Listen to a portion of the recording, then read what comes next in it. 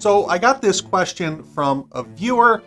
Great stuff. The only thing I really wish AVD would offer is a proper non-persistent pool ability like Citrix MCS. A simple reboot would bring the host back to the base image state. It's much better for security and getting rid of viruses or packages that were pushed out by mistake. And I think that's a great idea. So let's do it. First, we're going to need an OS image and then build a new pool from that image and then set it up to be a true non-persistent system like MCS would do. Now, it's fine if you want to use a Microsoft default image for this, but to have the full MCS experience where a host can be stood up fast, you're really going to need a custom image. And there are a lot of ways to get there in Nerdio. One of the easiest is to go to Desktop Images on the left and just create a new one. Give it a name and a description, select your network and your source image, which, by the way, could be another custom image that you've already created. Next is the VM and OS disk size, and then we scroll down. This is the resource group where the image will live, and standard security is just fine. And I don't need to join this system to my domain, but that's up to you and your environment. Now, we don't want this guy checked because we need an image, and it's always best to remove any other local profiles. And running sysprep should almost always be done in the system context. And even though you're building the VM in a region like East US, you can choose to specify another time zone or UTC time if you're into that sort of thing.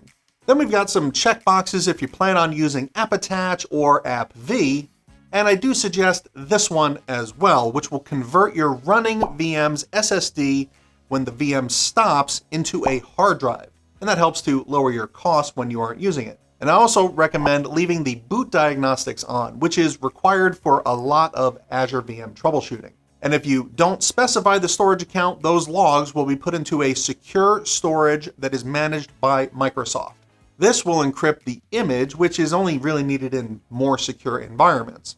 And this is where you can hard code a local admin username and password if you need to. Now, important here is the geo distribution for the compute gallery. This lets you store your image in multiple regions, which is really important if you have hosts all around the world, and then you can manage them with a single image.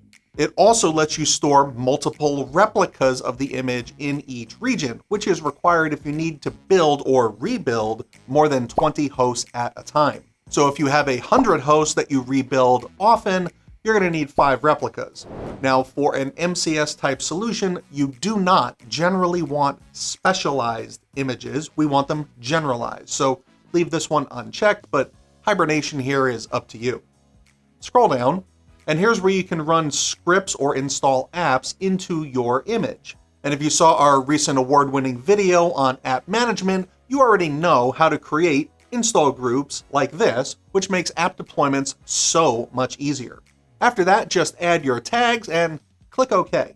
Now, once that's done, we can go back to our workspace and then build a new pool. And that's going to get a name and a description, and then the resource group where you want the host pool to live. And this must be a dynamic pool for MCS type functions to work. And we're going to want this to be AVD multi-session, but I'll leave it up to you if you want to have desktops or remote app. This will work with either. Then we have your directory. Now, to make an MCS type pool function does not require Active Directory or Entra, so you can pick whichever one you like. Just make sure that your FSLogix profile is the right one to work with that kind of directory. Then you just type in a VM name prefix for your host and then scroll down, pick your network, and then your new custom image. Then you'll want the VM and OS disk size, and then of course the resource group where the VM objects will live.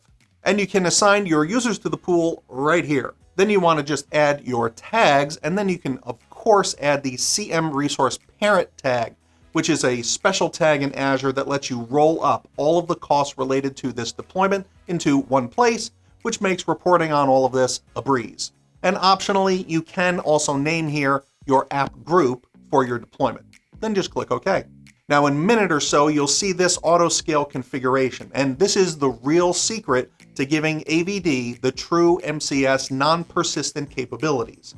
This top section has all the VM config that we just set up, and it's just making sure that's what you want to use when you're scaling. And below all of this are the scaling rules, which we've covered in depth in this video, which I'll link to at the end. But see where this important message is? Right above that is the setting to automatically re-image used hosts. Now, disabled here means no re-imaging at all, and we don't want that. Scale in restrictions will re-image at the end of the day when everything scales in. And that's okay, but always will re-image the host after the last user gets signed out without you having to do anything, just like MCS. And that's exactly what we want. Then just enable at the bottom and click Save. Okay, so now there's our host in the pool, and I'll open the Windows client and sign into the new MCS pool. And then we need to make a couple changes here so we know that the whole rebuild process works.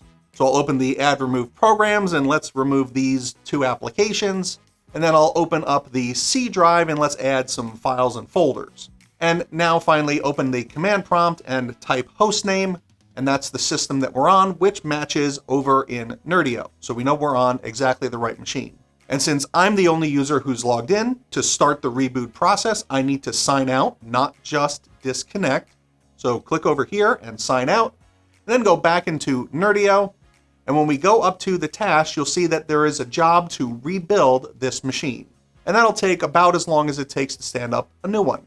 Once it's done, you want to sign back into the host, then open the command prompt, see we're on the same machine, and over in the C drive, those extra folders are gone. And if we go to Add Remove Programs, the apps are right back where they should be, which is the full MCS non-persistent build experience that you wanted.